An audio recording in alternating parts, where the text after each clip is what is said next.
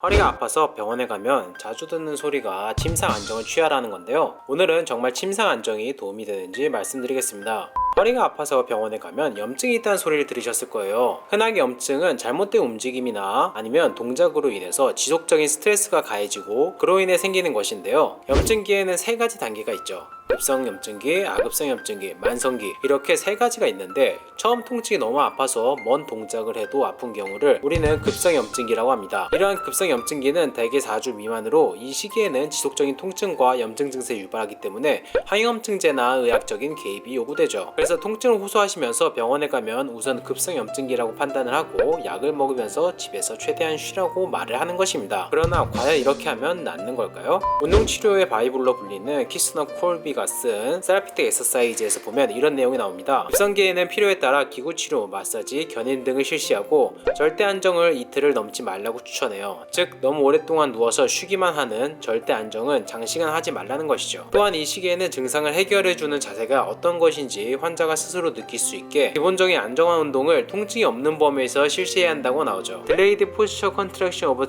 논문을 보면 요통이 있으신 분들은 복행근, 내복사근, 다혈근과 같은 심부 중심 안정화 근육의 활성화가 지연되거나 나타나지 않는다고 합니다. 그래서 이러한 근육들이 활성화될 수 있도록 그냥 쉬는 게 아니라 누워서 가벼운 호흡 운동부터 시작해서 코어 운동을 어느 정도 해줘야 한다는 것이죠. 허리에 통증이 있다면 허리를 움직이지 않는 상태로 사지를 움직이는 코어 운동을 가볍게 해주시면 되는 것입니다. 허리 치료의 대가 스튜어트 맥길은 침상 휴식과 허리 통증의 관계를 알아보기 위해 연구를 했는데요. 침상 휴식은 디스크 삼투압에 의해 가해진 하중을 감소시켜 유체의 순유입을 초래하기 때문에 좋은 점이 있는 것은 맞지만 8시간 이상 침상 휴식을 할 경우에 오히려 허리 디스크가 부어서 척추부에 높은 하중이 걸리기 때문에 실제로 척추에 스트레스를 준다고 합니다. 실제로 허리가 아프신 분들을 보면 주말 내내 누워서 자고 넷플릭스 보고 하니까 허리가 더 아픈 것 같아요 라고 말씀하신 분들이 많죠. 그 이유가 바로 이것 때문이죠. 우리의 몸은 주기적으로 움직여줘야 하고 계속해서 근육들이 뼈를 단단하게 잡을 수 있도록 활동을 해줘야 하는데 오랫동안 누워있게 되면 근육이 쓸 일이 없어지니 자연스럽게 더 아파지는 것입니다.